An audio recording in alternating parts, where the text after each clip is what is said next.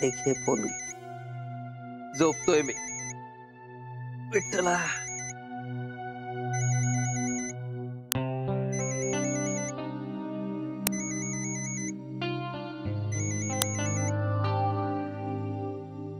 Hello. हाय. बोलू शकणार आहेस? हो. काय करतेस? बाबांचे पाय चेपून देत होते. हो. मग नंतर फोन करू का? अरे नाही म्हणजे झालं, बोल ना. मग उद्या सकाळी भेटूया ना? सकाळी? हा. तुझ्या बँकेला सुट्टी आहे ना उद्या? हो. कुठे भेटायचं? बस स्टॉपवर. चालेल. ए आणि तुझ्यासाठी माझ्याकडे एक सरप्राईज आहे. काय? ते आत्ताच नाही सांगणार मी. कळेल तुला. अरे बापरे, तू पुन्हा एखादा धक्का देणार आहेस का? नाही ग. प्लेझंट सरप्राईज आहे असं म्हणू शकतेस. मग चालेल. ए आणखीन एक. काय? उद्या येताना साडी नेसून येशील प्लीज.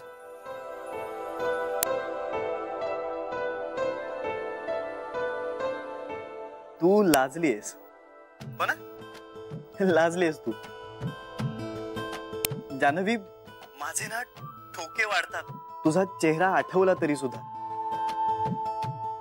अगं ते आपण जिम करताना नाही का आपले ठोके वाढत, तसंच म्हणजे प्रपोज करणं हे सुद्धा एक प्रकारचं मेंटल जिमच आहे नाही का? म्हणजे असे धडधड वाढते, ठोके वाढतात, थरथर कापायला लागतो आपण, घाम येतो.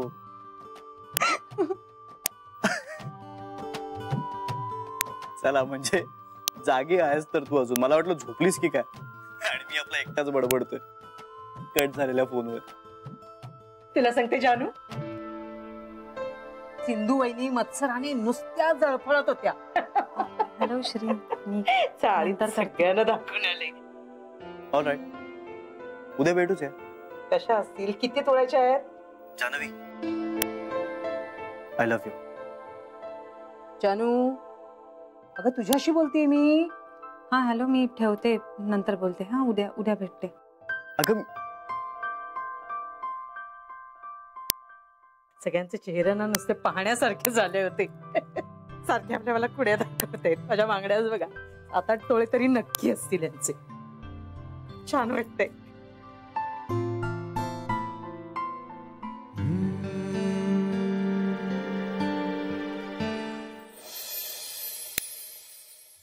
वहिनी अजून नाही आला तो. थांबा मी परत एकदा बघून येते. अगं शरयू, कशा गमती. वहिनी येतच नाहीये तो. अगं बसशील का जरा? अगं जाऊ दे ना आता. वहिनी काय करू ग? वहिनी अगं हा बघा आला की नाही त्याला. श्री आला? अगं आला की बाई, आला. काय झालं? सांग लवकर काय झालं. हो सांगतो. ती येते उद्या.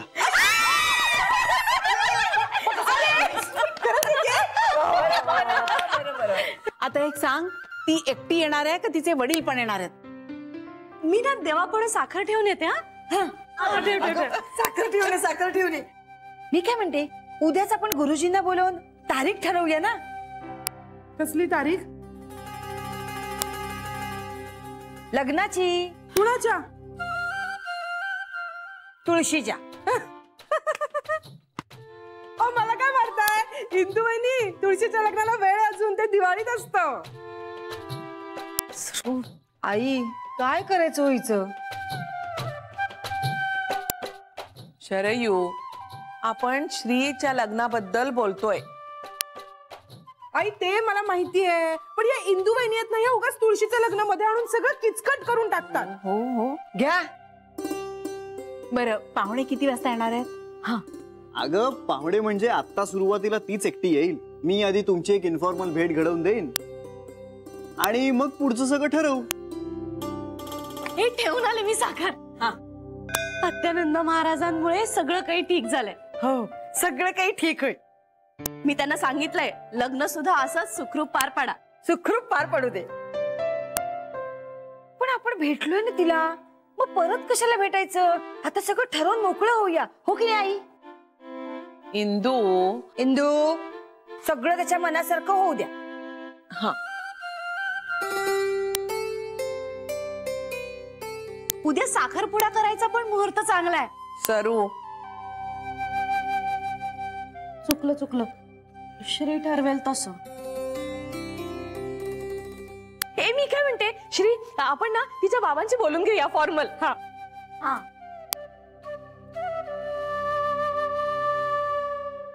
सॉरी, कळलं. बेबी वंस, कोण बाबा? कुठल्या बाबांना फोन करायचा होता? अत्यानंद बाबांना. अय्या, म्हणजे आपल्या घरी अत्यानंद बाबा जेवायला येतात? हे सरू, पण तुझं ते अत्यानंद बाबा माणसांसारखे जेवतात? म्हणजे काय, माणूसच आहेत ना ते, मग माणसासारखे जेवणार नाही? नाही, पण तू म्हणालीस ना ते देवाचा अवतार आहेत म्हणून. मग देवाला पण जेवण लागतच की. असं शिजलेलं? आम्हाला वाटलं की ते असे कंदमुळं फळं वगैरे असं खात असतील. तुम्ही थट्टा काय करताय त्यांची? हे सगळं होतंय ना ते त्यांच्या इच्छेमुळेच.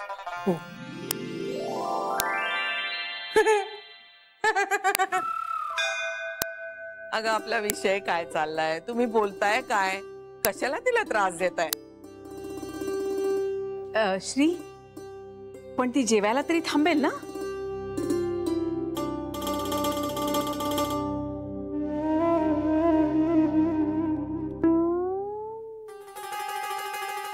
येऊ दे ना जेवायला. मी जेवायला नाही म्हणेन का?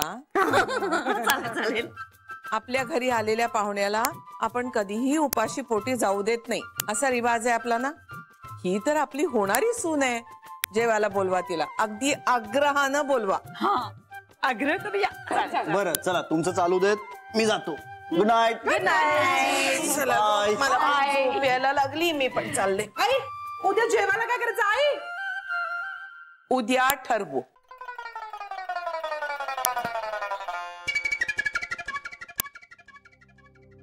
बरं झालं बाई, सगळं सुखरूप पार पडलं.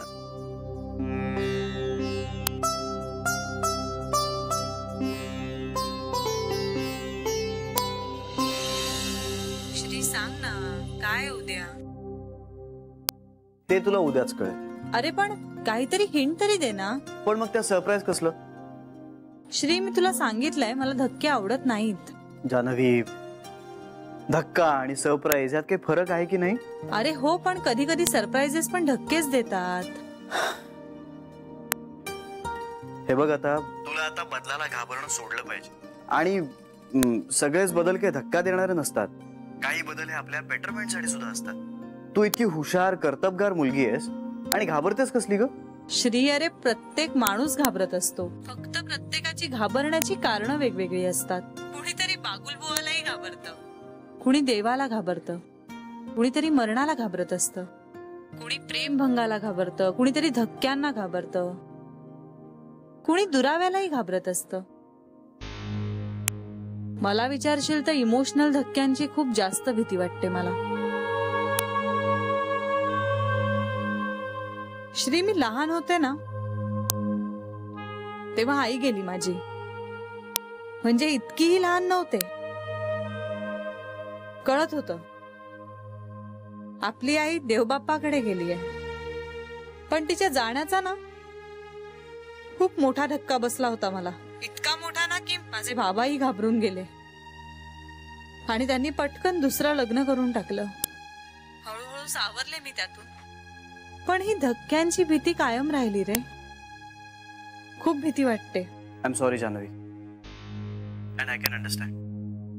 पण जान्हवी, मी उद्या तुला एक धक्काच देणार आहे. आणि हा धक्का तुला दिल्यानंतर धक्के फक्त वाईटच असतात हा तुझा गैरसमज नक्की दूर होईल. अगं, धक्के हे सुखदायी सुद्धा असतात. तुझा माझ्यावरती विश्वास आहे ना? स्वतःपेक्षा जास्त आहे श्री. चल, मी तरीही तुला एक छोटीशी हिंट देतो. आपण उद्या एका मंदिरात जाणार आहोत, माझ्या फेवरेट मंदिरात. तुझ्या फेवरेट मंदिरात? वाव, किती मोठं टेन्शन हलकं झालं माहितीये. आता शांतपणे झोपू शकेन मी. तू झोप शांतपणे आणि मी जागतोय रात्र रात्र. Hello hello hello. ऐकतेय ऐकतेय. माझी झोप उडवून कोणीतरी शांतपणे झोपणार आहे.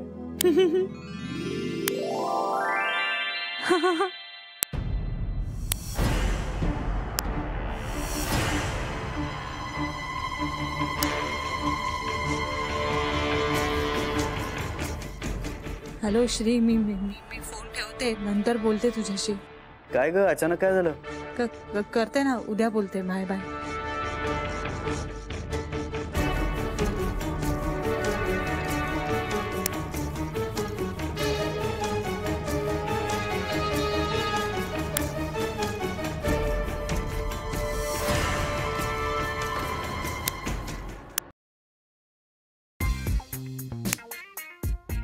चहा दे ना. अरे तू घे ना ओतून. स्वतःचं काम स्वतः करायला शिक आता जरा. लग्न झाल्यानंतर काही ती देणार आहे का तुला चहा? घेतो सर, द्या नुसते मला. अरे काय झालं काय पिंट्या? काय रे पिंट्या, काय झालं? काय करत होता तू? चहा घ्या. हिला चहा मागितलं तर देत नाही यार ती. जा, हात पाण्याखाली धर. अगं मलाही अर्धा कप चहा दे.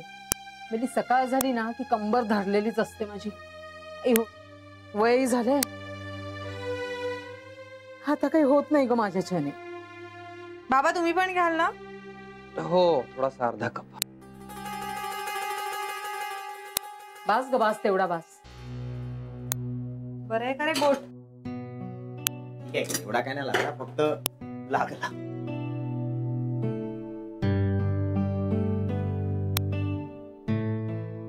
क्या बात.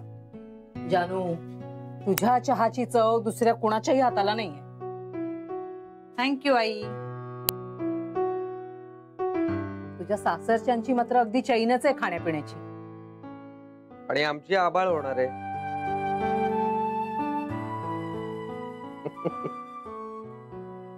आपण स्वयंपाकाला बाईच ठेवूया का ग?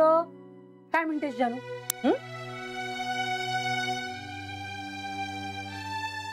आई अगं, वेळ आहे त्या गोष्टीला, तेव्हा बघूया आपण. बरं मी काय म्हणते, आज एवढी गोड बातमी कळली आपल्याला. कसली बातमी? अरे कुठली काय, तुझे मेवणे करोडपती आहेत. काहीतरी गोडधोड करूया ना घरातल्या घरात. अगं बरेच दिवस झाले तुझ्या हातचा नारळी भात खाल्लेला नाहीये. काय म्हणतेस, करूया? करूया का म्हणजे तू कर ना. तायडा नारळी भात यार, तू सॉलिड बनवतेस. हे बघ, आताच माझ्या जिभेला पाणी सुटले. कर ना प्लीज प्लीज. आणि जाताना जावई बापूंसाठी देखील घेऊन जातो. त्यांनाही कळू देत त्यांची होणारी बायको कशी सुगरण येते. करूया ना मग. हे बघ, करायला काहीच हरकत नाही, पण जरा घाई करावी लागेल कारण मला उशीर होतोय. मग नको, तिला जायचंय आज, नको. अहो मी काय अडवत नाहीये तिला, जाऊ दे ना. पण नारळी भात करायला तू कितीसा वेळ लागणार आहे? मग तू कर ना आई. अरे मला कुठलं व्हायचं रे आता तो. मला नाही बोजा म्हणणार. मी काय आता तुमच्यासारखी तळणी ताठी राहिलेली नाहीये. कष्ट करून करून शरीराची अगदी झीज झालीये पार. हो, पण जीभ नाही झिजलेली. बोलण्यासाठी पण नाही आणि चोचले पुरवण्यासाठी पण नाही. झाला का तुमचा दिवस सुरू? बाबा नका ना बोलू तिला. अगं बोलू नका म्हणजे ती किती बोलतीये बघ ना. जीभ हा एकच अवयव 24 तास चालू असतो तिचा. आणि मग श्रमपरिहारासाठी जिभेचे चोचले, मग साखर भात हवा, नारळी भात हवा. बाबा प्लीज. राहू दे मेलं, करू नको काहीच. नको मला तो नारळी भात. नको. मी राहीन बाई आपली अशी उपाशी. नाही नको, करू नको. तिला नकोय ना, करू नको. नाही नाही, अहो तुम्ही खा ना. मी नाही खाणार, मी राहीन उपाशी. पाहिलंस, आता खाणं पिणं पण काढायला लागलेत माझं. आई, बाबा मस्करी करतायत तुझी, बाकी काही नाही. आणि त्यांचं तरी कोण आहे का तुझ्याशिवाय? तुलाच बोलणार ना ते. मी सगळ्यांसाठी नारळी भात करते. ते पण घरात काहीच नाहीये, म्हणजे ड्रायफ्रुट्स आणावे लागतील, केसर, नारळ सगळंच आणावं लागेल. अगं पिंट्या आणेल ना. ही काय बसल्या बसल्या ऑर्डर सोडते यार. मी काय यार बीर काय बोलायला काय लाज नाही वाटत तुला? हा, किती वेळा सांगितलंय तोंड सांभाळून बोलायचं. आता मोठा झालायस तू, तेवढा तरी शिकून घे जरा. आणि काय रे, ऑर्डरी कसल्या? तू नाही खाणार आहेस नारळी भात? बरं एक काम कर, बाहेर पर्समध्ये 200 रुपये असतील ते घे, आणि नारळ, थोडे काजू, बदाम आणि केसर घेऊन ये. अगं आणि साजूक तूपही लागेल. अरे हो, साजूक तूपही आणावं लागेल. आणतो ना मग. अरे आणि ऐक, जास्त पैसे लागले तर त्याला म्हणावं नंतर देऊ आम्ही, पण सामान दे आधी सगळं. आणि त्याला सांग त्याची उधारी चुकवून काय आम्ही कुठे पळून जाणार नाही आहोत, कळलं? आई, तो देतोच सामान आणि पैसेही जास्त होणारच आहेत. पण कारण नसताना भांडली नाही तर हिचा दिवस कसा जाणार जानू? बस बस बस, तू जात नको काढूस आता. जा, बापले अगदी दोघही सारखेच. बाबा तुम्ही पण पोटची नसून जानूस माझी खरी लेक. छान कर हा नारळी भात.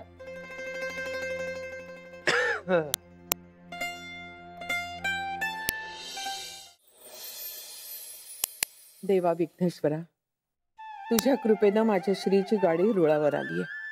पण आता खरी परीक्षा सुरू होतीये. परमेश्वरा प्लीज, माझ्या घराचा संसार न टिकण्याचा पायंडा श्रीच्या लग्नानं मोडू दे. सायली चांगली मुलगी आहे.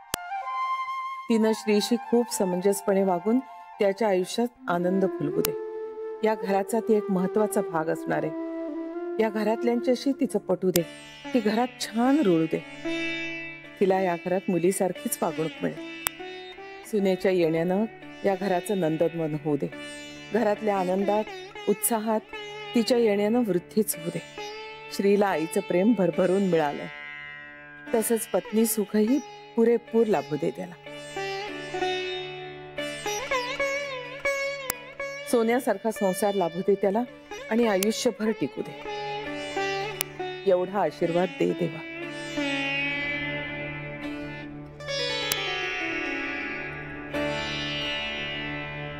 आजी,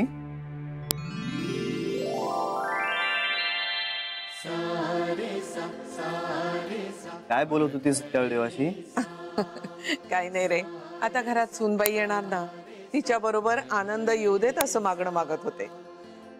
तो तर येणारच आहे ग. लाखात एक मुलगी आहे ती. खूप वेगळी आहे, खूप समंजस आहे, माणसं जपणारी, माणसांना समजून घेणारी, केअरिंग, कष्टाळू, प्रेमळ आणि मुख्य म्हणजे मर्यादेनं वागणारी. म्हणजे आपल्या घरात ना ती एकदम फिट होणार आहे. वा, आत्तापासूनच कौतुक सुरू झालं तिचं. अगं नुसतं कौतुक नाही करत आहे मी, खरंच आहे ती तशी. माहित आहे मला. बरं, तू तिला घ्यायला जाणार आहेस का ती गाडी घेऊन येणार आहे? गाडीनी नाही, मला नाही वाटत तिला गाडी चालवता येते. हो का? अगं माझं एक छोटंसं काम चाललंय, ते झालं की जाईल. ठीक आहे, आम्ही जय्यत तयार आहोत सुनेचं स्वागत करायला. लवकर ये. बाय.